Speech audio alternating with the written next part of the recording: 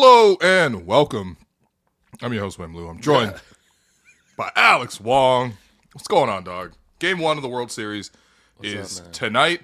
Game 1 of 41. Oh my goodness, man. If you start applying that right now. Game 1 of the Toronto Raptors home schedule tips off tonight. Giannis is in town. Did anyone hear about this? No. Kyle Kuzma, Kevin Porter Jr. Hey, Gary Trent Jr., welcome back to the city. Gary you know what I mean? Harris. Doc Rivers. Can you ask Doc Rivers a question pregame tonight in Doc Rivers' voice? Hey, you know what, actually? Hey, Doc. I know you're somewhat of a baseball guy. Like, who you got? Who you got, man? Who you got? Who you got tonight, Bill? You know what? I might actually go, because I usually don't go to the opposing coach's press conference, but I might go just to ask him who Doc Rivers has in the World Series, as if that matters at all. Please do it. Please do it, man. You know what? For you, do it for hello, man. Do it for hello. Yeah. Happy Friday, everybody. Everybody I see in the chat already buzzing about the Jays World Series opening tonight. So city's on fire right now. We're all very excited. So yeah. No, I'm super hype. If the Jays win, we'll bring you a React pod. If the Jays lose, I can't promise. I might be out and about tonight. So you're the one who said you wanted the pod. Yeah, I can guarantee tomorrow. Yeah, tomorrow like after React game pod 2. Tomorrow. Yeah, tomorrow after game 2. I can promise that. Yeah. Okay. So. Well, we'll have Raptors React pod afterwards. Yeah. It'll be at the same time as the Jays game, so we'll very much have the Jays on one screen at home, and then we'll have and don't forget obviously the React pod. But don't forget if you're a loser who only roots for the Raptors and not the Jays. The Raptors are 6:30 tonight. Okay. 6:30. Come on, man. The whole city's rallied behind it, man. 6:30 start time. The saddest thing, and I know you've been out to practice with me this week. The saddest time is the last 3 practices. Raptors practice Monday, Tuesday. Obviously, they were in Atlanta for Wednesday for the game, and they're back on Thursday. They were at practice. First off, me and Doug were the only 2 guys who were at all 3. Okay, two vets. I know the streets be shitting on Doug all the time. Me and Doug were the only reporters there on all 3 of the practices, and there have been 3, maybe 4 reporters total. Yeah.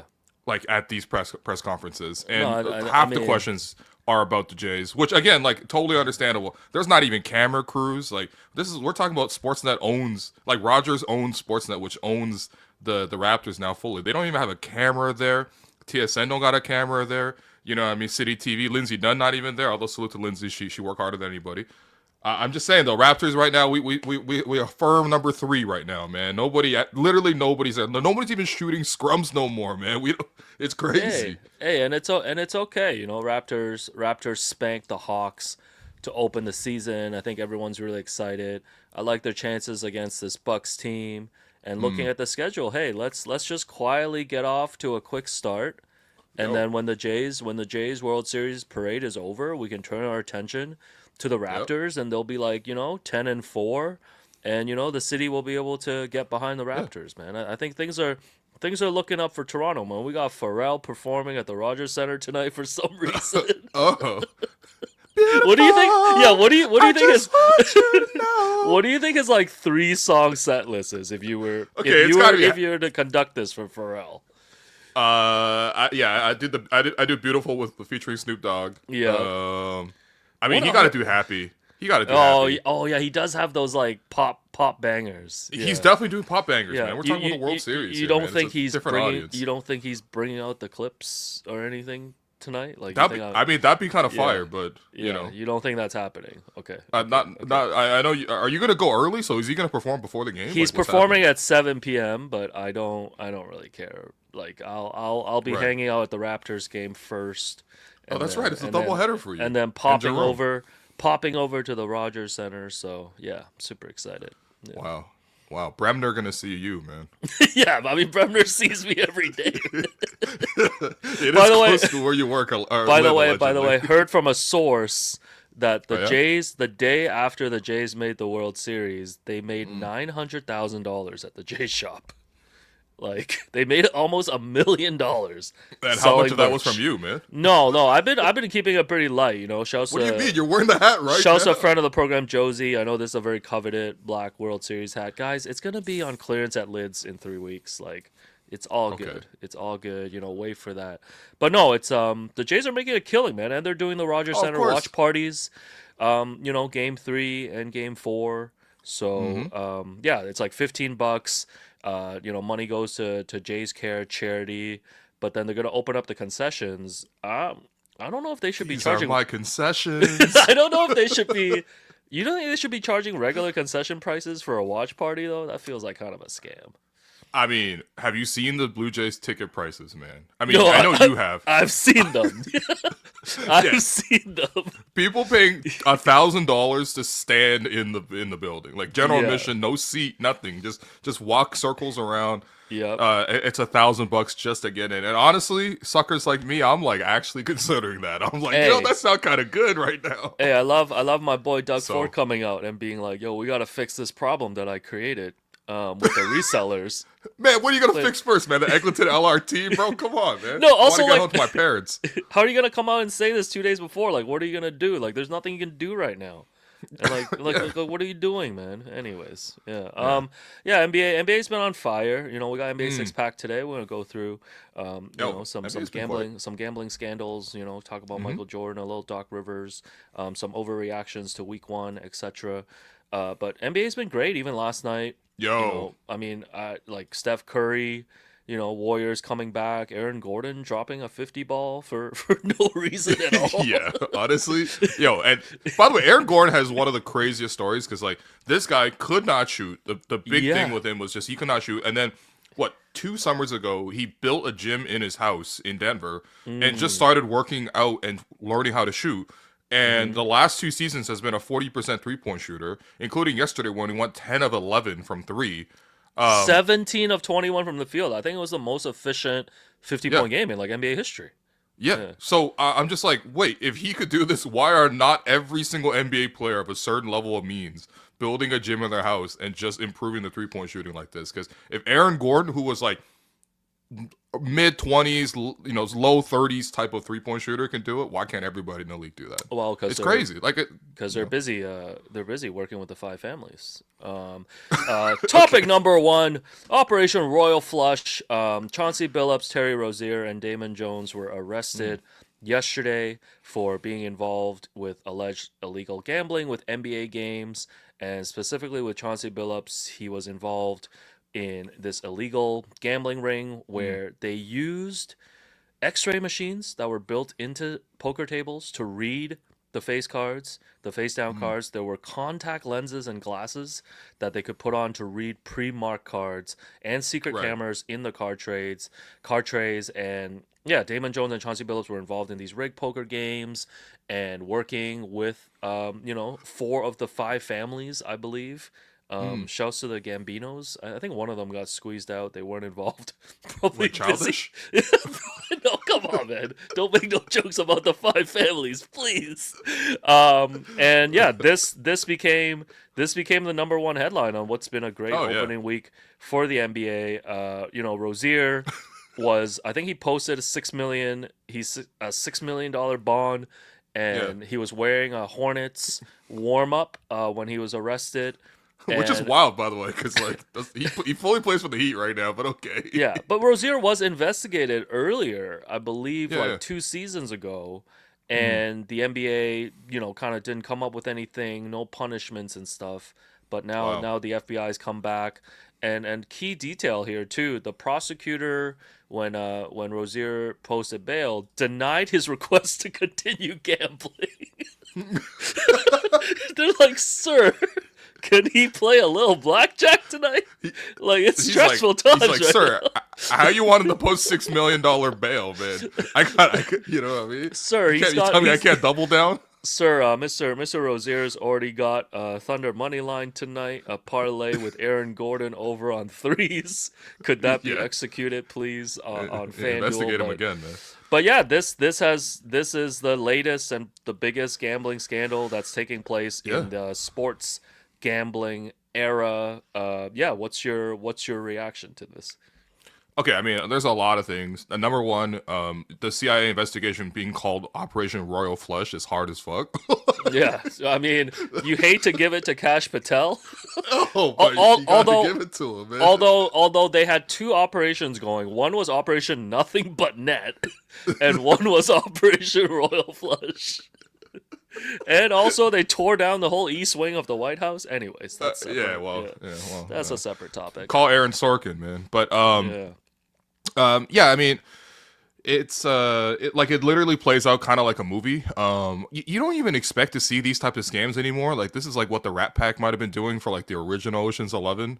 You know what I mean? Like even 20 years ago when Ocean's 11 came out, it was like, you know, they were pulling scams that were even higher degrees and levels to this. But yeah, I mean, it's I think it's two separate things, and hopefully it's two separate things. But there's obviously one aspect which is, as an NBA fan, you don't want to see the integrity of the sport broken by people who are gambling. I mean, look, I for the life of me, I can't understand the rationale behind some of this stuff because, like a Rozier, for example, is making $26 million a year, right? And what could you potentially make on a little parlay for your guys, like 5 figures? You know what I mean? Why would you risk 10 figures for 5 figures? That's actually insane. But some of this goes beyond reason, right? Because we understand that, you know, for a lot of people, gambling is a disease, and it's not something that you can really just explain away with rationale. So on one hand, I'm a little sympathetic. On the other hand, you know, for me, I struggle to understand, even in the case of Jonte Porter, who doesn't make, you know, established money like Rozier did.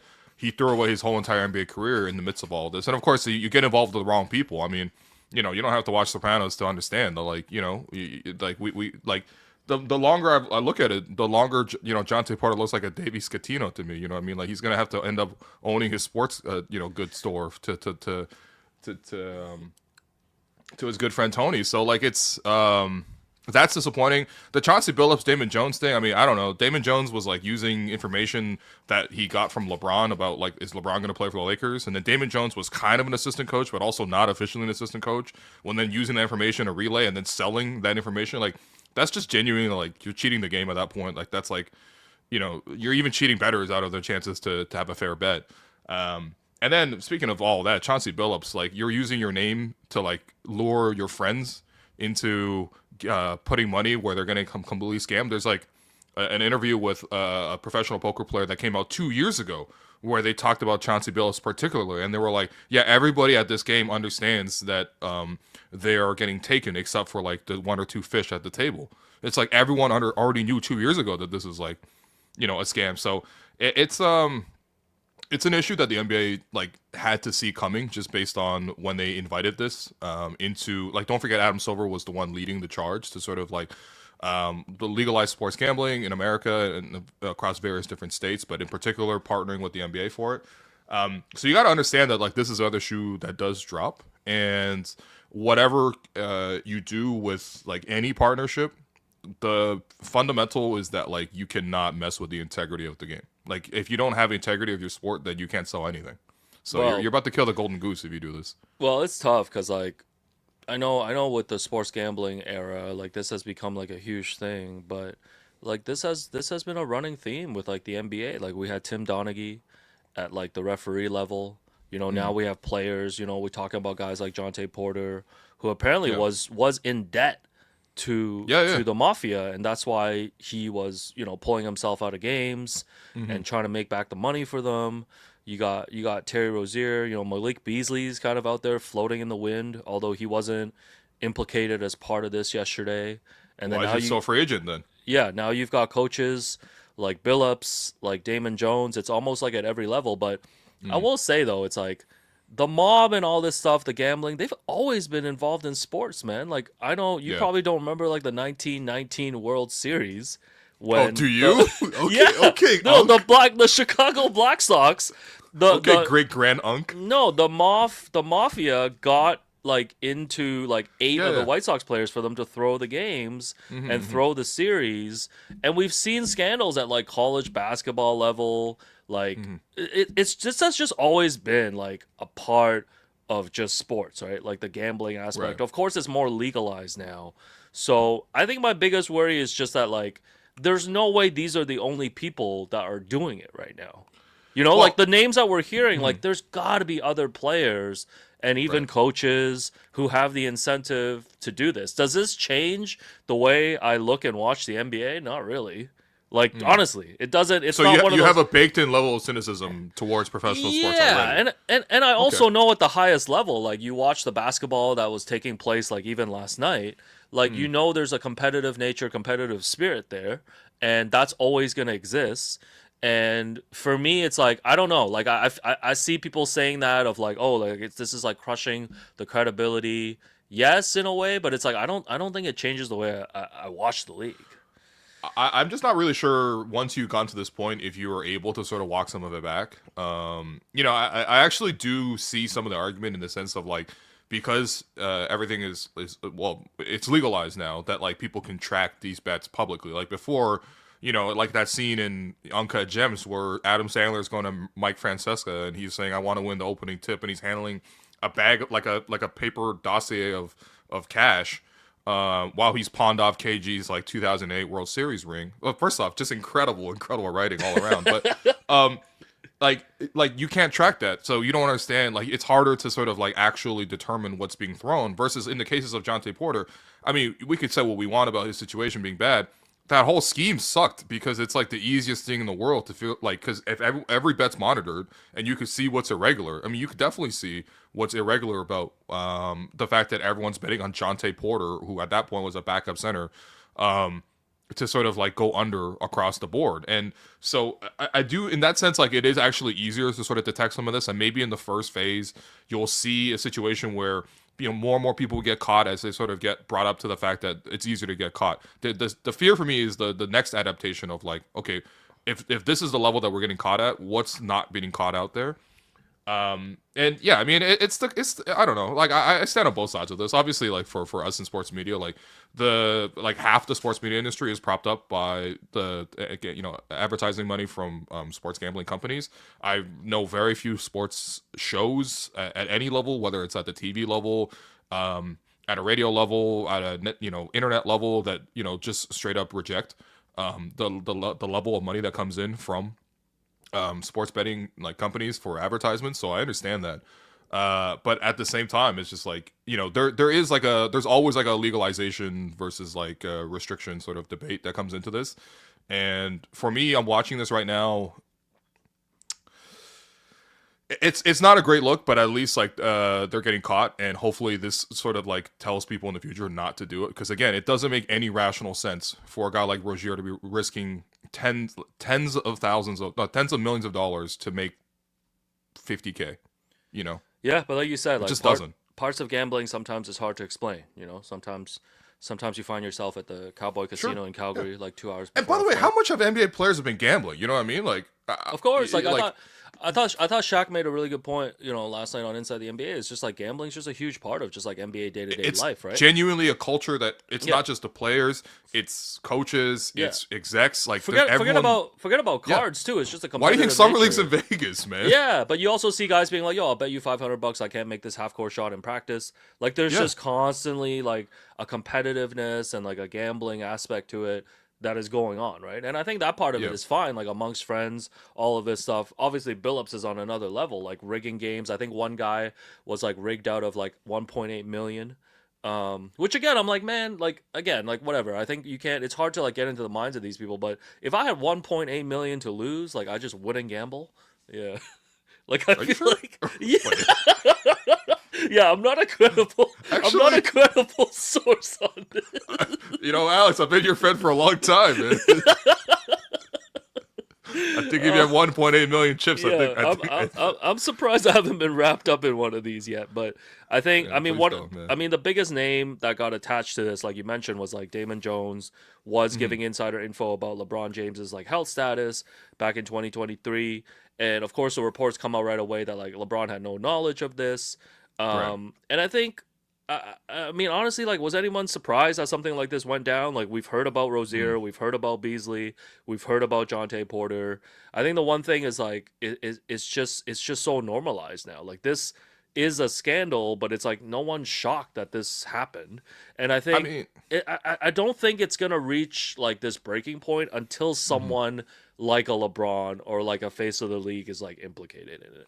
Oh, you mean like a Shohei Ohtani? Yeah, well, yeah, FBI. I know where he's gonna be tonight at 8 p.m. Okay.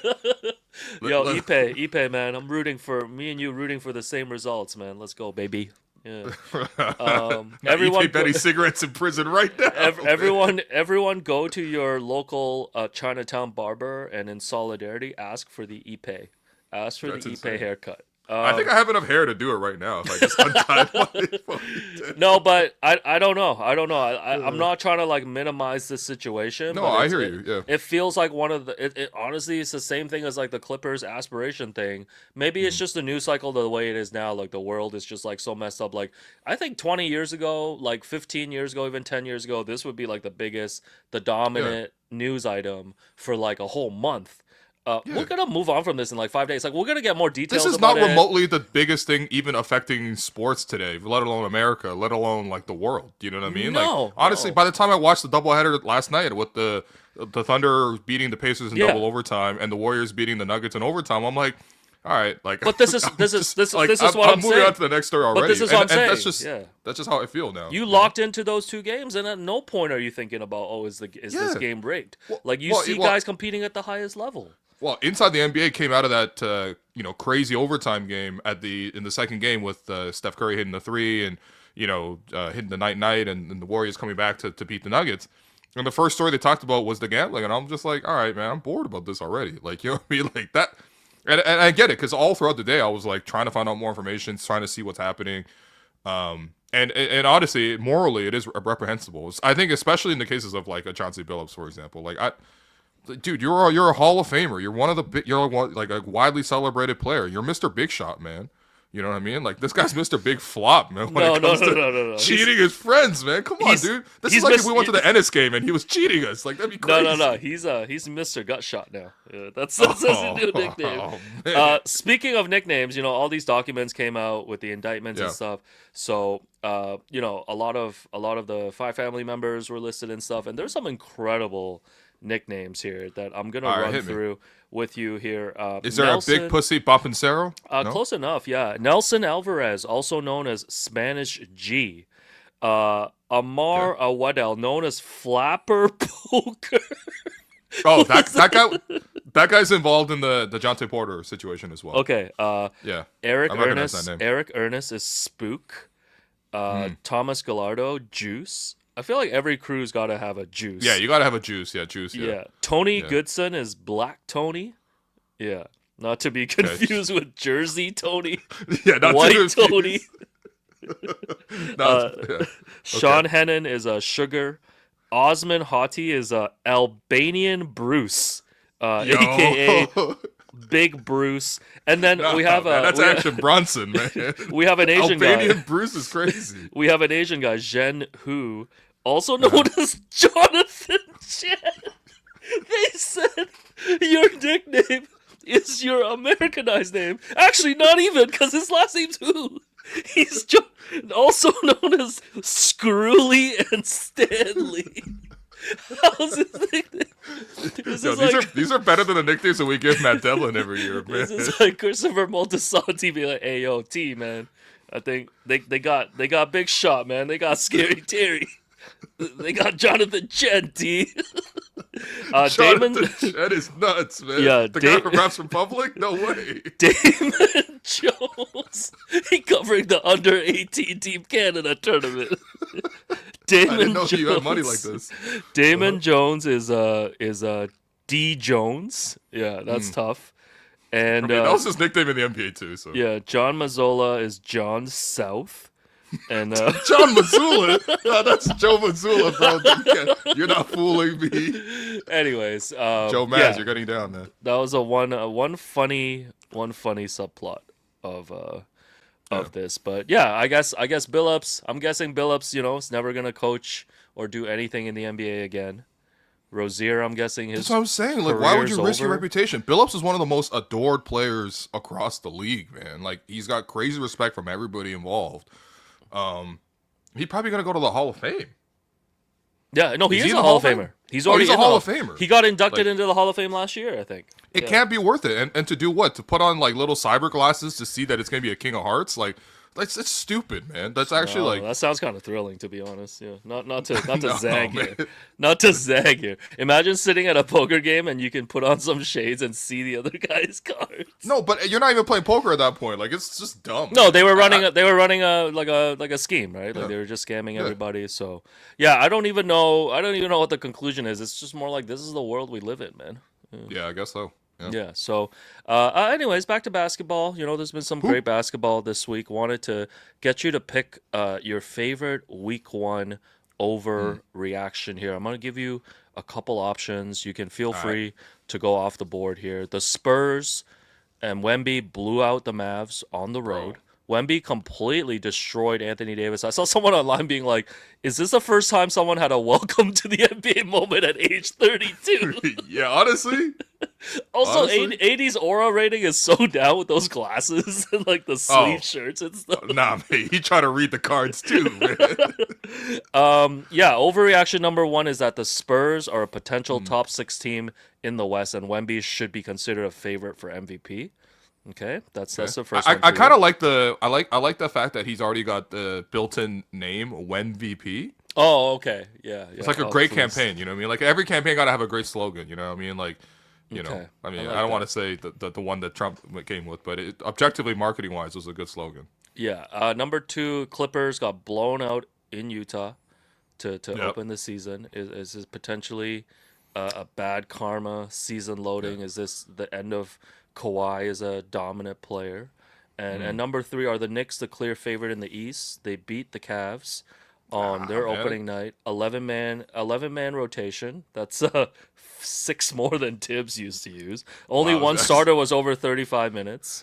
So these are the overreactions that you can choose from. Only one I really care about out of the 3, because I mean the Cavs didn't even have the full roster. And I'm not even that invested. Like the Cavs, like they're like, ooh, this year will be the year we'll make Evan Mobley like the go-to scorer. I'm like, he's not a better scorer than Donovan Mitchell, man. Stop doing this. Like, what's the point? You're just rearranging deck chairs on the Titanic. Like, boat's going down. Make that trade for LeBron already, baby. But I'm looking at the 3 of those. It's the Wemby one, man. I think with Wemby, first off, like his perspective on the game, it has always been really unique. But obviously last year having suffered the medical condition that he had, and there was a chance that he was not going to be able to play again. The fact that he's overcome that, which thank goodness, but also it gave him perspective of like, I'm not going to take this game for granted. That's what he said after the game. I'm never going to take this game for granted because it was almost taken from me. And all of his actions this summer have just been like, if you were to design the ultimate offseason for any player with the prodigious talent, and I would argue maybe nobody's had as much talent as Wemby ever in the NBA, that's the exact campaign you would want him to do. You would want him to, like train with the Shaolin monks and like post them in front of Tiananmen Square and like go to KG and like work out with him. And, he said he worked out with Ra's al Ghul, which I think is kind of a hilarious callback, to, but so like all that kind of stuff. And like to see the way he is physically, the way he's playing. I mean, Dallas is a team that has 3 centers. Dallas is one of the biggest teams in the league. They got AD, who's one of the best defenders in the league, especially in the front court. They got even Derek Lively, Daniel Gafford, throw Dwight Powell in there. And he's just like throwing guys around. Like it's a little bit of like Wilt back in the day when you see those like grainy Wilt tapes of like he's like jumping and every block looks like a goaltend because he's blocking like a full hand above the square. Mixed with like the KD impossible shot making with a little bit of Dirk in there as well, and a little Hakeem with the footwork. Like he's like the honestly, that was one of the best highlight packs I've seen from anybody. And we've seen 70-point games, we've seen 81-point games from Kobe, obviously. We never seen that 100 from Wilt, but like this 40 from Wemby it looks like you're watching an alien play basketball. I'm like if you told me he can win MVP this year, I can't rule anything out. The guy can do anything. Yeah, I think Wemby's become, and I think he was already this the last couple of years in the league. It's like he's become must watch in the same way I think like when LeBron and some of these other guys came into the league. Like every night I feel like I'm checking the schedule to see if the Spurs are playing because I just want to see what Wemby's going to do. And I think him alone. You're a big Dylan Harper fan as well. Yeah, big fan of Dylan Harper of the NBA.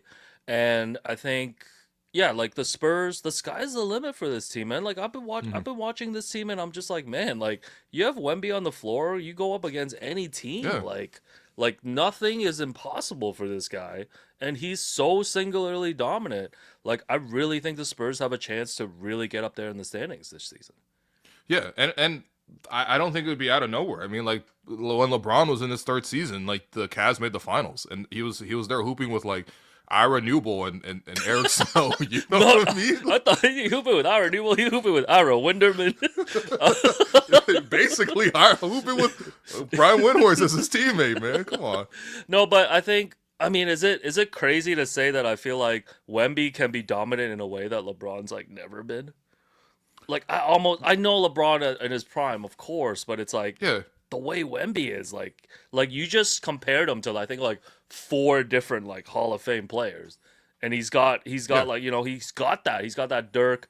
He like right. looks like KD sometimes when he does like the step Hmm. back and stuff. Of course, the defense. He's just Yeah. like pinning balls. Like I don't think LeBron's ever reached that level of dominance. I really Well, I think the mean, comparison you got to go to like is Wilt, even though we've never watched Wilt.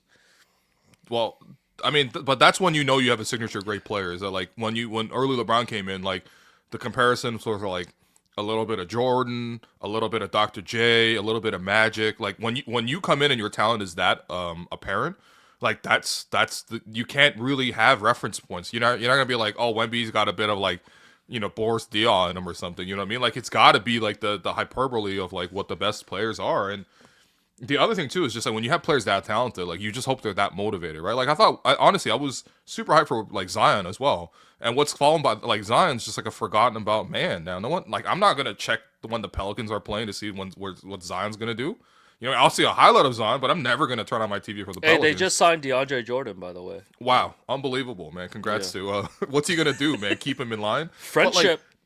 yeah, like it's just for me, it's just like when you have that much talent, the hope is that at that point you're also that focused, like off the court as well, to channel that, and that's the thing I'm so happy about for the NBA is Wemby actually is that focused, man. Yeah, congrats to the Spurs for landing another Mm. superstar. Does he have an uncle? We need an Uncle Denny. Yo, that might be the only way to stop the Spurs, man. No, man, yo, check those chess games that Wemby's playing, man. I bet you he's using those X-ray glasses, man. Yeah, check. Apparently, he's not even that good at chess, but I mean, he Cash can't be good at everything. I guess. Cash Patel, man. Let's go. Operation Operation Kingpin. Ooh, no, I'm not gonna lie. CIA picked some fire names, man. No, man, it's not Operation fun. Royal Flush sounds like the name of a movie about what just happened in the NBA. Well, You some know? rappers definitely dropping an Operation Royal Flush album coming up soon. Next up, we got new NBA broadcasts. NBC has Yeah. joined the fray. Amazon is joining the fray. The big deal with the NBA and NBC, they secured Michael Jordan for this halftime segment that they're going to run throughout the season.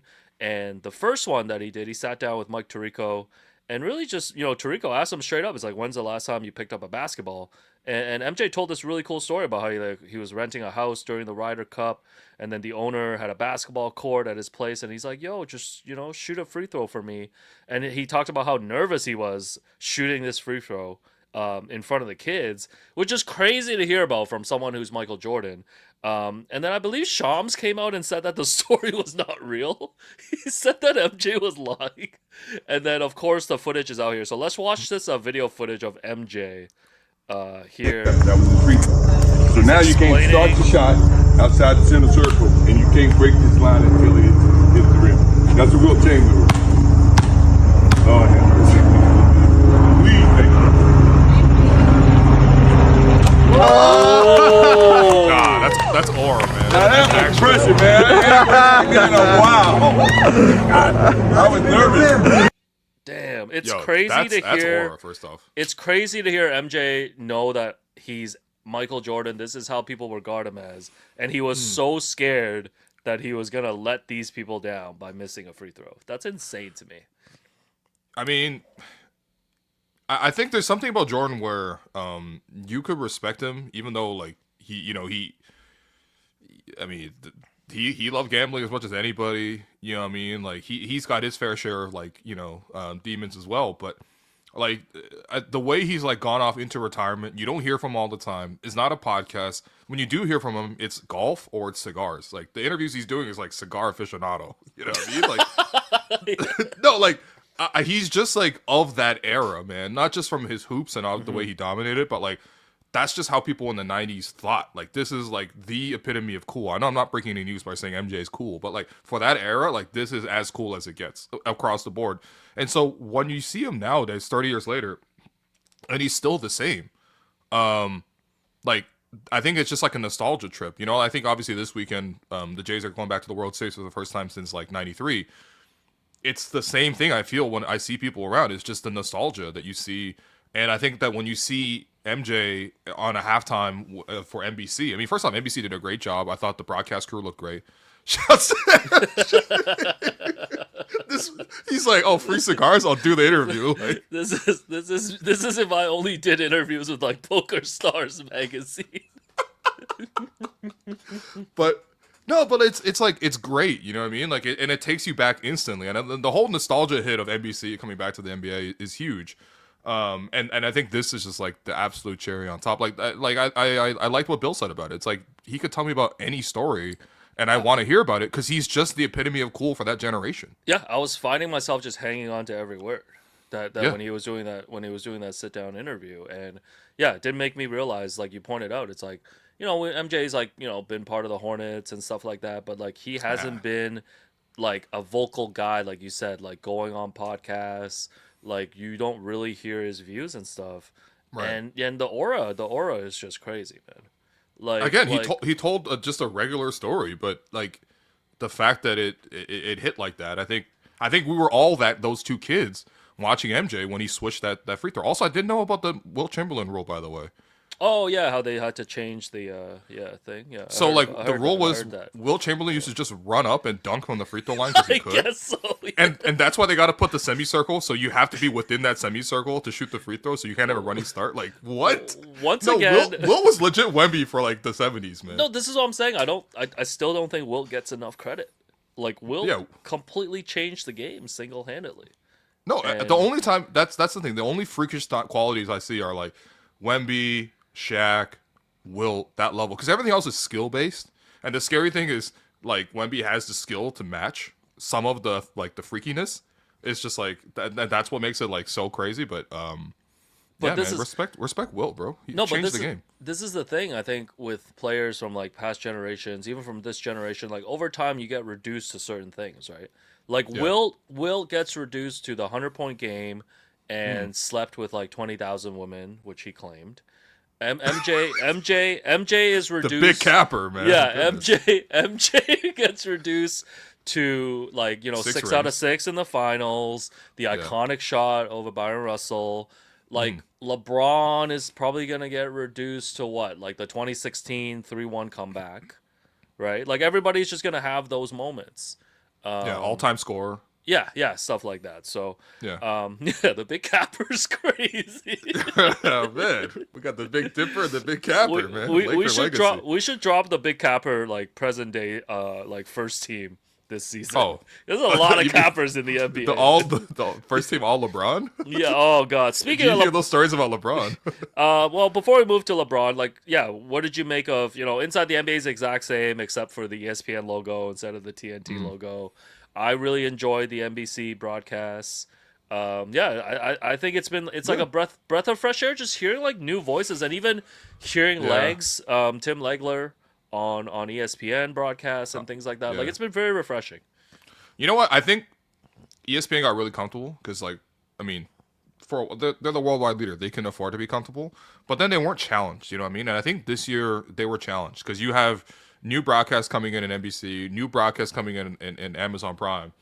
And so all the discussion, and obviously you hear from Adam Silver as well, it's just like everyone's got to step up. You know what I mean? Like you got new competition in the water. And like I don't think ESPN wants to get embarrassed. I even thought the ESPN broadcast was better. I mean, part of it is not having to watch, you know, NBA Countdown at halftime. It's not Bob Myers comes in and tries to talk to Kendrick Perkins, two people who could not be more different, and instead you're getting Inside the NBA, which looks completely untouched except for the fact that they've switched TNT to ESPN in the middle of the logo. but like I even feel like ESPN's broadcasts are better from the opening weekend. I'm still not enjoying Richard Jefferson, unfortunately, but I can't complain about everything. Yeah, it's a tough listen. But yeah, NBC's broadcast was great. Like I was watching that first game, OKC versus Houston on Tuesday in the first half, and like big talking point of the game was, basketball wise, is okay, how's Houston going to look with no point guard, right? Because they started the lineup, like the height of their starting lineup was 6'10". Amen Thompson, who's not a point guard, is playing point guard for them. And then so they were talking about like, okay, Reed Shepherd's in the game, he should come in and try to be a point guard, right? And then they were, and Jamal Crawford and Reggie Miller both pointed out, along with Mike Tirico, who's just an all-time voice. But they just pointed out like, okay, he's missed like these three reads. Like if you're in the mentality of a point guard, you got to come down, you got to find KD and get your team into an offense, rather than Reed Shepherd dribbling around and trying to find the first open jumper he can shoot, which is not conducive to being a point guard. And I'm just like, that they're talking about the game, and it's very subtle. Like they're not like overwhelming you with like, hey, by the way, like they're running a flex cut here, and this is a horns action, and this is a stampede cut into this. Like that feels forced in a way that I'm like the average audience won't care about. But the other way was just like they were just talking about the game, and it's just like really simple things. Like you can still have humor moments, you can still like talk about the storylines, but there wasn't no like trade talk. There wasn't like, oh, this guy might ask out, this guy doesn't like this guy. It's just like, let's just talk hoop. You know what I mean? And that was actually really beautiful to see. And honestly, yeah, I'm actually curious to see how Prime does it with their broadcast coming up tonight. Yeah. Apparently, it's just reported by Pablo Torre too that KG was involved in those illegal poker games as well. So. This does feel like the least surprising thing possible, unfortunately. Once again, this is like when I watched Super Size Me and then I was craving McDonald's. This only makes me want to rewatch Uncut Gems right now. I'm sorry. Tala says KG doing Uncut Gems in real life. KG saw Uncut Gems and he's like, that's a good idea, actually. I'm just saying, like people gamble. Yeah, I would like to hear more just details about like KG's involvement with it. It'd be funny if he was on the side of being scammed out by Chauncey Billups. I just want to make you fucking step on Chauncey Billups' neck. Oh man, yeah, it is just so greedy, man. I agree with you. Actually, it is really greedy. But anyways, yeah, no, I agree with you. I'm excited about the NBA and the new broadcast. Next up here, body language doctor alert. A lot was being made of this video on opening night between the Lakers and the Warriors. We're going to play this clip here. Luka scores a basket and watch LeBron's non-reaction. With this team as Doncic goes up and puts it through. Count it in the foul. And this is not a Warriors team that necessarily... Oh, LeBron's in the top corner on the bench, I see. Yeah, I think they will zoom in on him. So everyone's clapping. LeBron's just sitting there in a cardigan, like hands in his... Like he looks like he's at the opera, basically.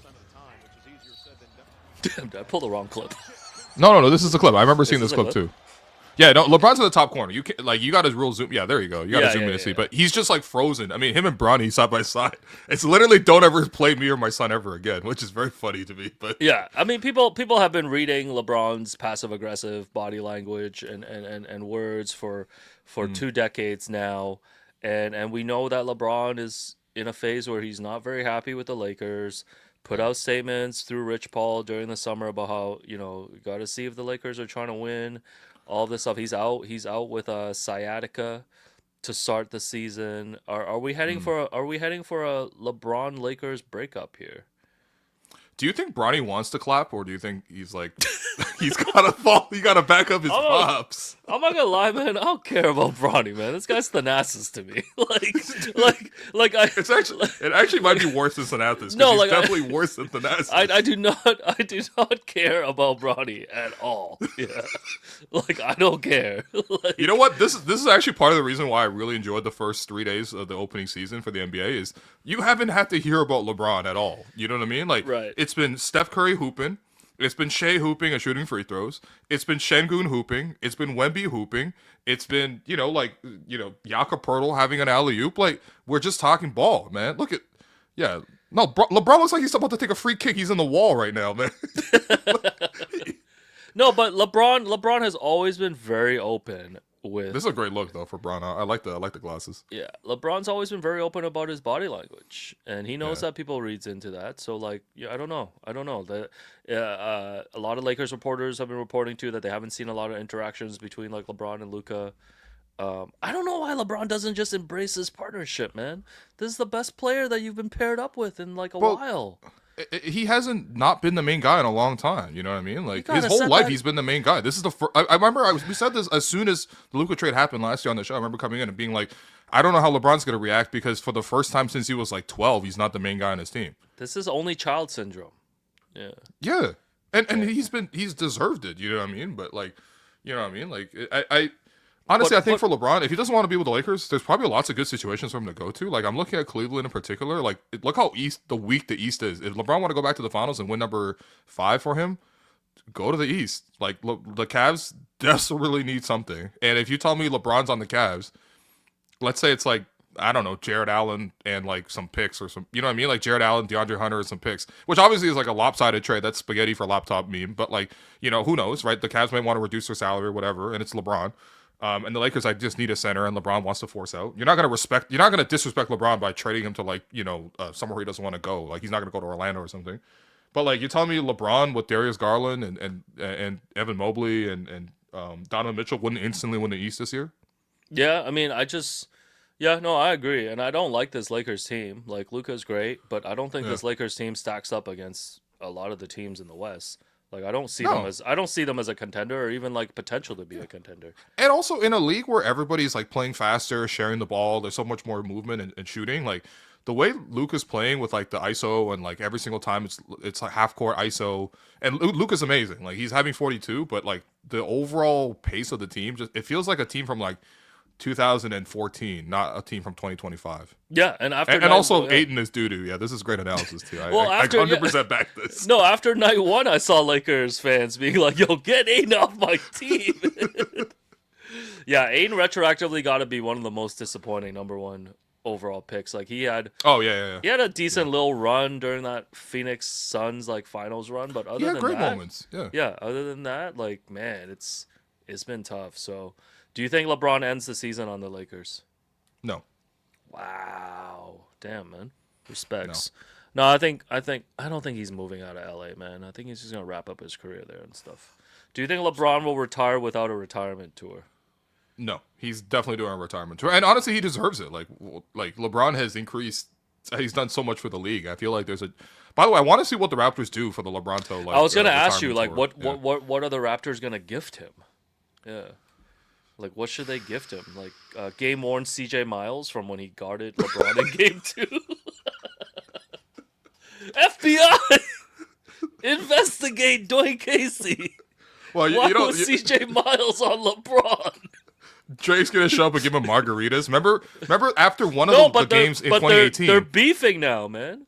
No, I know, but there's a period where obviously like Drake was like very much hanging on to LeBron, like physically hanging on to LeBron. Yeah. And there was after one of the games when the Cavs, one of the many games after the Cavs beat the Raptors in the playoffs, there was a Dave McMenamin tweet, and Dave said classic. he heard LeBron talking to Drake, and he's like, "Margaritas on you tonight," and I'm like, "Get out of here, man!" Yo, the disrespect that was given to this Raptors team was insane, man. Yeah, no, I gotta find that tweet, man. No, it's a great tweet. I still remember that one, man. Oh my god. Yeah, no, the Raptors. I actually don't know how the Raptors will honor LeBron, man. Like, what? You're gonna play a highlight clip, like a highlight reel on the jumbotron? Like, holy. No, when LeBron inevitably gets his like 10-part Netflix series, like it'll be cool because we'll be in like the first 30 minutes of like episode 5. Yeah, like, it's gonna be incredible. No, I actually want to see an entire LeBronto documentary. Yo, like, they should interview us, man. Just like 100%. Just like if Zach Lowe's trying to do a live show in Toronto, man. Yo, come on, man. Don't make me call you out. Man. Don't make me call you out for just having white people. Hey, you know who he's gonna have, man? It's gonna be Kareem. It's gonna be Blake, and it's gonna be Bruce. Nobody asked, but Mina Kimes has not hit me back since I was gonna ask, so yeah. I'm sorry to hear about that. Yeah. All right. I found the tweet from LeBron. Here we go. This is 2017. So Raptors got swept that year. David Manman says, LeBron, as he headed to the Cavs locker room post-game and spotted Drake, he said, quote, "Where are we headed tonight? Margaritas on me." Oh my God, man. It's so crushing. Like, we spend day to day, we spend every day rooting for this Raptors team. We get to a spot where we're competing against LeBron, and this guy treats, that was not even the most important part of his day. Like, beating us was just a path to get to margaritas. At like King Taps or something, like. Why is Drake standing in front of the Raptors locker room like Gandalf standing on the bridge of Khazad-dûm, being like, "You shall not pass"? The funniest Drake photos is still when he partied with LeBron after they won in Miami. Yeah, for sure. Yeah, sure. Those are incredible photos. No, we team Drake over here, baby. All right, next up here, finally, number 5 before we get to Jay's Corner, which I guess we started at the beginning. Jay's Corner. Bulls broadcaster Stacey King recently imitated Doc Rivers. This was during a preseason game. Wanted you to rate this impersonation out of 10. We're gonna play the clip here. Shaking his head. What do you think he would be saying right now? I tried to get a foul call and trying to get a timeout before they got all wrapped up down there, and he didn't give it to me. Jim Capers. It's so good. First of all, good, man. yeah, no, no, broadcasters gotta hype each other up.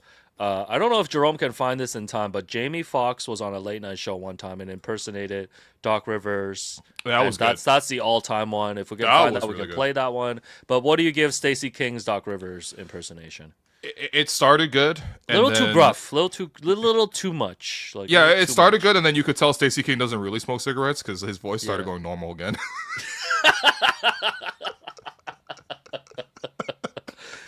Bill. I saw Larry David. I saw Larry ran into LD on the golf course. I was telling him, man, hey, Dodgers, good team, but look out for those Jays, man. I used to play with Danny Ainge. Danny Ainge used to be on the Jays, man. Like, oh, man. He's like, yo, look out for Springer. Look out for Bichette. They got Ty France on the World Series. Yo, we got France. We got Canada. We got Dominican Republic. We got Venezuela. We got Puerto Rico. Yo, you're savage. You gotta look out for that kid, man. You gotta look out. I tell him, man. You gotta look out. Yeah, no, Doc Rivers definitely has the most unique voice in the NBA, though.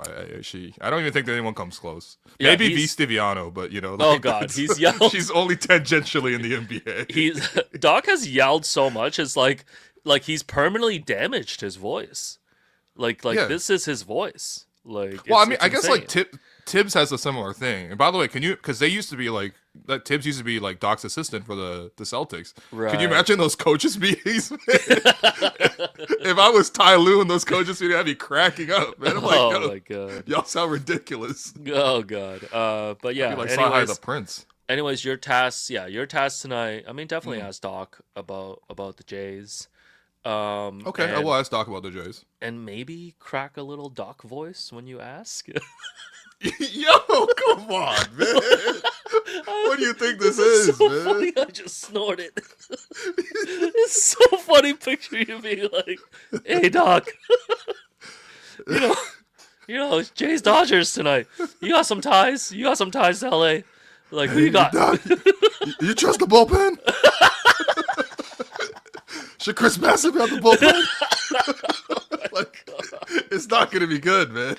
Oh my God! Please. Yo, Marshall, buddy, I'm gonna need you in that press conference with me, man. I need you to hold the camera as I do this question, just for Alex. Please, man. We'll gain 20 followers on IG, man. All right, finally, bonus Jay's Corner World Series. The Montes edition.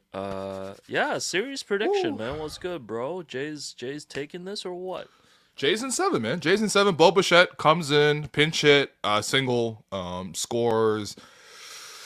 Andres Jimenez.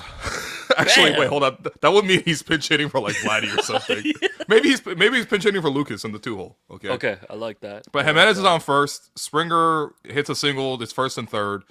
with one out. I don't even know who. Like one of the Japanese like closers or something is on for the Dodgers. It's Game 7. It's 3-3. Bo Bichette comes out of off the bench with the bat in hand. Works it to a full count. It's like maximum peak tension, and then he pokes a little single through the middle, and it's one of the greatest moments ever. I would say it's the greatest moment for the Jays, but it doesn't top Joe Carter, who by the way will be at the World Series soon. But man, like that's what I'm hoping for. I think it's gonna be a long series. Yeah, no, I got the Jays. I think this is a pretty evenly matched series. I know the Dodgers have the big names, the big stars, but you can't sleep on the Jays, man. This offense has been a juggernaut, especially in the playoffs. And I don't know, I still hang on to the fact there's just something special about them, Like Yeah, I of feel like course. the Jays are the main character of this World Series. I agree with you not the because look, Dodgers. when the Dodgers won, and I totally get it because the Dodgers are reigning champions, and so they've been here before. But and there was no tension in their series against the Brewers. But do you even see one bit of celebration? You know what I mean? Right. No, the guy literally caught the last out and threw the ball into the stands in the outfield. Like they didn't even kick the ball. He don't even care, man. You know what I mean? Yeah. Like I'm looking at a situation where it's like, Shohei probably got into his car after the game and put a parlay on LeBron. Like, you know what I mean? I guess not LeBron, maybe Wemby or You something. have a collect call from Ipe. Actually, he's still impersonating. You have a collect call from Shohei Ohtani. the way, oh man, we gotta find the audio of that call, man. We're gonna play it in one of these stupid Jays corners that we're gonna be doing over man, no, the course of the pod. I legit don't like Ohtani. Like I just don't like the dude. Like he's just too What good. do you not like about him? No, Wait, he's hold on. just- Whoa. He's too good. You can't be hating on the number one Asian in the world, man. No, Like, but he's what are we too, doing? You know, like growing up, like I know you were gifted and stuff too, but like there was always like Asians that were like overachieving, like smarter than me, like better than me and stuff.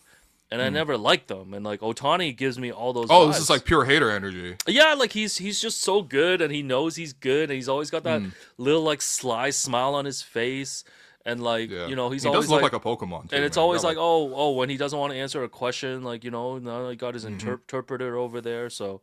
No, I'm a huge hater of Otani, man. is this a potential answer from Paul Choi? Me either, because he's Japanese. No, man, that's insane, man. You know how much monkey sushi I've been ordering during this playoff run? Man? There's nothing more anti-Japanese than monkey sushi, man. Come on, man. No, we're gonna reduce Otani to a little tamago hand roll over here. Oh wow. Yeah, but yeah, no, I think the Jays release. Yeah, What happened to men supporting men? From JR, man?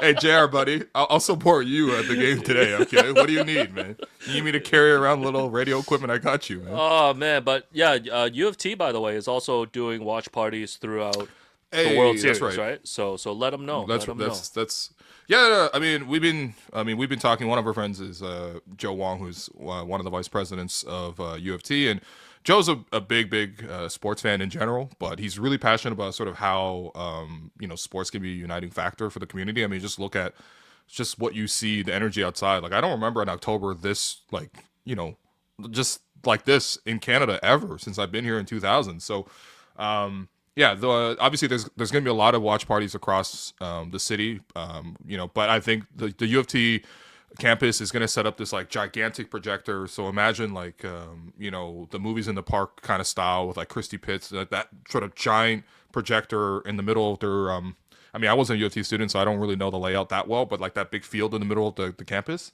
Yeah, I wouldn't know. Yeah, I went to UT Scarborough. Yeah. Right. Yeah. So I don't think they'll be putting up a giant projector at STC anytime soon. But I think they got to fix line 4 first. No, it's also UTSC, man. Yeah. But like it's gonna be really cool. Obviously, it's free to enter. It's gonna be outdoors, so make sure you dress warmly, come with blankets. But I think it's gonna be a really really cool time. And I think especially for U of T too. I think one of the things for U of T is just like they don't necessarily feel integrated into the city, and I think they want to have more events connecting the campus to the city because obviously it's like prime, like it's right in the middle of Toronto. It's so accessible, so easy to get to. The campus is beautiful. Oh, it's prime real estate. They should build a condo there, man. Yeah. Oh, well, that's... See, what's going on, man? I didn't realize you had Doug Ford on the pod today. So, yeah. No, go check it out. Will's got the details on his Twitter. Make sure you go check that out. All the details. And the watch parties will be running through the entire World Series. And, yeah, U of T has always been a great friend to us. You know, Joe Wong, Ennis the Second, and everybody. So, yeah, make sure you go. Come on, man. Carlo, man, make sure you have the Jays Nest. I also like how all these American reporters are coming in. And, you know, it's kind of like this during the 2019 finals, too. Like, it's for many people, like, their first time coming to Toronto. Yeah. And, like, I see all these LA reporters, or even my guy, Arash Markazi. Arash Madani better. Arash Markazi. They got the second best Arash of the series, man. He's like, oh man, they playing Drake while the Jays are warming up. I'm like, man, just go ahead and tweet that they're gonna play Kendrick Not Like Us when the Jays are introduced in LA. Like, we're still doing Drake versus Kendrick. Like, there's so many great baseball storylines here. Like, we don't need to be like feeding into this damn Drake Kendrick thing, man. It's over. But you understand how ignorant like Americans are of Canadians in general, right? Like, no, but I hate these people coming and just reducing us to like Drake and the CN Tower. Like, that's all people know, man. They're reporting for their audience back home. Like, I know, but it's so stupid. No, breaking news. Americans might be kind of stupid and never leave their bubble, but like, it's the number one thing the rest of the world knows about America. No, but it's like, we gotta stop chasing like likes and retweets off this Drake Kendrick thing. It's over, man. Yeah, it's like oh, they're playing Drake in Toronto. It's like, oh, food was found in the kitchen. You know what I mean? Like, get out of here. And then some guy yesterday was like, oh shoot, look, there's hotels in the outfield. And I'm like, get out of here, man. Like, I'm sick of this shit. No, I need one of these reporters to discover Monkey Sushi Bogos at 2 a.m., man. That's how I'll know you really arrived. Yeah, we need the two Arashes to come together and order a BOGO, man. Yo, they got to split that BOGO, man. Yo, BOGO to the Skydome Hotel. You know someone's done that. Someone's definitely doing that right now as we speak. Man. I got a Skydome Hotel story. I'll probably share. Yeah, I'll share this off. Wait, what? Wait, hold on. What's the story? No, man? I can't. Yeah. Really? Eh? Yeah. Okay. Yeah. No. Okay. Jerome did pull up the Jamie Foxx. Yeah. Wait, hold on. Before we get to that, hold on. We also have the news here, man. World Series Game 1. Cito Gaston, legendary Blue Jays manager, will be throwing out the first pitch. I wonder if he's still got the best mustache in the world. Hell yeah. And then the second pitch for Game 2, it'll be Joe Carter. Big guns, man. Big guns. So who we got for like 6 and 7 then if we get there? Oh, I don't even know. They might got bring out like a John Olerud or something. Paul Molitor. Yeah. I don't even. But these are Paul Mall. These are. I got the disco ball in my mouth like a Paul Mall. These are Game 7 level like ceremonial first pitches. Yeah, man. Of course, man. God damn. No, I actually don't know who we can get out to throw pitch like the Game 6 or Game 7. Like, yeah. Bigger than this in Jays history, like. Yeah, we'll worry about that when it comes to it, man. No, fair enough, man. All right. So official prediction, I've got the Jays in 7. I also got the Jays in 7. Yeah. I want to see a long series. I want to enjoy this too. I want to bask in it. Like, it's been so fun to see everybody in the city obsess about one thing. It's so exhausting. I gotta say, man. These no, it's exhausting, so but like, again, good. Like. No, this is what you live for, man. This is once in a lifetime. This is what being a sports fan, rooting for a team is all about, man. And you know, like being us in media, us in sports, like we got friends in the Blue Jays org, we got friends who are covering the Jays for this series. Like my advice to them when I have talked to them is just like, you know, having covered 2019, it's just like soak in everything. Yeah. At the end of every night, like take a second because you're working like nonstop. Everyone's sleeping like 4 hours. Like you're working literally all day, every day. Write down as much of the memories that you have in these moments, because you're gonna be asked about this forever, man. Like, it goes by so fast. Keep all the merch. Buy all the merch. Like, you know what I mean? Like that's how I feel about 2019. Like we talk about this every day. Fanatics quality on the shirts are terrible. Yeah. So. Okay. Two hats, yeah, fair enough. 2 hats. But yeah, send me merch, Jays. You guys leaving me on red, man. Anyways, we do have the clip of Doc Rivers of Jamie Foxx impersonating Doc Rivers here. Hitting the high note. All right, we'll finish off and do one more, okay? You horse like Doc Rivers. Yeah, I would, yeah. I don't know. Maybe, next year. I don't know. I can't explain it. We tried, I mean, it's not Blake's fault. It's not Blake's fault. It's not on Blake. It's on all of us. Yeah, we all do. Doc, can you sing Happy Birthday to my kid? I'd like to sing Happy Birthday. Happy Birthday to your kid. That's all I can say. Are you inhaling? I'm inhaling and exhaling. Doc Rivers been hoarse since birth. He's like, Hi, Mama. Hi, Dad. he got the best answers though. He's always calm. You just lost everything. I know. We did. He's always on your side. You can't get him. I know. I don't know what to do. We just come back next year. It's not on Blake. It's not just Blake. I got to get my larynx fixed. No, Jamie Foxx. I can tell Jamie Foxx one of the most talented people in Hollywood, man. He's a 5-tool player. 5-tool player right there, man. Yeah. Damn, well, listen to slow jams after, man. Holy. Oh. Damn. I can't go that fast, but I know someone who can. Crazy intro for Twista. Hey, who was it? Who's the actress that was in that movie, that music video too? I don't remember. Yeah, she's Stacey Dash was in the other one. All Falls Down. She was the voice of the girl from Lana from Archer. Lana from Archer. Yeah, this is Aisha Tyler. Aisha Tyler. Yeah. She's like the interest in the music video. By the way, Alex, we'd be remiss not to get your opinion on this because you're such a big fan of the Blue Jays and of the Toronto Raptors, but not necessarily of NBA Paint. What do you make of this? Oh yeah, put that in the AGO, man. You know the Raptors. NBA Paint. You know the Raptors hates NBA Paint. The Raptors put out a little logo of like the Raptor in a Blue Jays jersey. I think all Toronto sports teams have changed their like Twitter avatars, social media avatars in support of the Jays. And then of course, NBA Paint went and painted the Raptor in a Jays jersey. Listen, no hate, you don't think this is fire? This kind of fire, man. Listen, even when we were at the Pine for a live watch party, I saw a lot of listeners come out. They were wearing NBA Paint, Raptor gear and stuff. So, I think I just don't know why. Like as one of the North American sports teams with one of the best logos, we need to be reduced to an NBA Paint avatar. Like we already have a great logo. Like we already have great colors. Like why are we pandering to this one account? Sometimes it's like online cool stuff got to stay online, man. I don't know. No, I agree with you because I'm just waiting for Paint to come for me. I know you got an incredible face card, right? So like, there's no reason for you to be misrepresented in NBA Paint. So this was from one of our listeners. This is great. Our listener, would you look better like this? Our listener painted me like based on the We the North documentary. It's so good. I want this. I do want this on a shirt though. Yo, you don't want this on a hat, yo. This is better. This is better work. This is better work than anything NBA Paint has done. Yeah. I don't get the excitement. I don't get the excitement over NBA Paint. I'm a Paint hater, man. Yeah. Hey, oh my god. I'm a Paint hater. And I'm watching you, Zach Lowe, live show. Better be some diversity. Yeah. I'm watching you, Zach. I'm watching you. Yo, this is the type of motion we got, right? Because, 2 weeks ago, like literally 2 weeks ago, we said on the show, like, we were talking about, that was the last time you were hating on NBA Paint.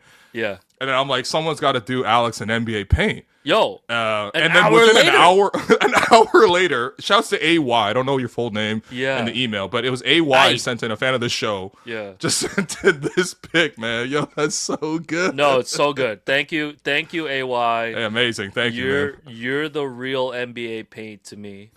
And I will gladly wear any merch that you make. Yeah. Do you think anybody else hates NBA Paint? It's just me? I think you might be the only NBA Paint op in the world. Ain't nobody beefing with NBA Paint but you. Is this a crazy zag? Like, I just don't understand why this is such a huge phenomenon. Man or woman opened up MS Paint and just went to work. Like, okay, yeah. Like, damn. Like, come on, man. I don't know. Yeah. Hey, but it's hidden, man. I mean, they're probably getting a nice bag off this too. You know what I mean? Yeah. So. No. That's cool, man. It's cool. Like. Oh, yeah, we got one more hater with you, man. Jordan W. Let's go, J Dub. No, but Listen, man, everybody can enjoy things for what they want, like people like Taylor Swift, I like Taylor Swift, like people, people watch bad movies, no judgment. Yeah, it's all good, man. Anyways, Jason Joseph says 6-pack is just Alex hate pack. I actually don't hate that. I actually don't hate the hate pack. This. Well, I can do every week like my one big gripe. Like I can come up with a gripe. You don't understand. I mean, I hope you understand this, but you're like a fantastic complainer. You know what I mean? Yeah. Like I don't want Jerry Seinfeld to like suddenly have an optimistic view of life. Like I need him to maintain his cynicism. But I want you to know that like I only complain when I mean it though. Like these are not zags that I'm just doing for the sake of content. Like I don't like NBA Paint. Like, what are you gonna do if you see NBA Paint on the street, man? I don't know, man. I'm gonna paint them. You're gonna be like, "You're Photoshop, man. Get with the times." Yo, the guy who's applying excessive eye black got a problem with a Paint account. Yo, you gotta stop NBA painting your own face, man. Oh my goodness. Anyways, Raps. Happy tonight. Friday, guys. Happy Friday, Raps tonight, Jays tonight. Woo. Post game show. Come on, man. Post game show. We'll see how long Raps post game show goes, because depending on how quickly the Jays game ends, man, we might just roll that over to the Jays React Pod. You never know, man. Could be a double. Yeah, we're a double header. Doing good numbers on like the Jays content, but what's the end game? Like, are we trying to convert like game? It's just the love of the game. It's just love of the game. Okay. It's just like posting these scrums from practice. The only reason I'm posting them is because I want Raptor fans to see them. I like that. Why are we losing that level of access to the team? You know what I mean? We've had this for decades. I like well, not decades, but a whole decade. So, you know what I mean? I like that. All right. That's it. Good stuff, man. Peace. Hey, good luck, guys. We'll see you later tonight. I'll see you later tonight. Alex and Jerome will be watching the Blue Jays. I'll be watching the Blue Jays as well. But Raptors, versus the Bucks tonight. We'll see that as well. So I'll see you down in the arena. I'll be asking Doc Rivers a question about the Blue Jays, and we'll all be. Hey, Glenn. Call him Glenn. Call him by his government. Would it be weird to call him Glenn? Call him Glenn, please. Yo, you have a chance to go super viral. Don't let it go. Just call him Glenn. No, just wait. Hold on. Hey, Glenn. It's Glenn Rivers. It's Glenn with two N's. So yeah, I know. Glenn. I am a Doc Rivers aficionado, man. Glenn Anton Rivers. That's such a good name. Why would you call yourself Doc instead? Yo, Glenn's so good, man. Glenn Anton Rivers, man. Let's do it, man. All right. Thanks all for listening. Go Jays. Go Raptors. We'll see you tonight.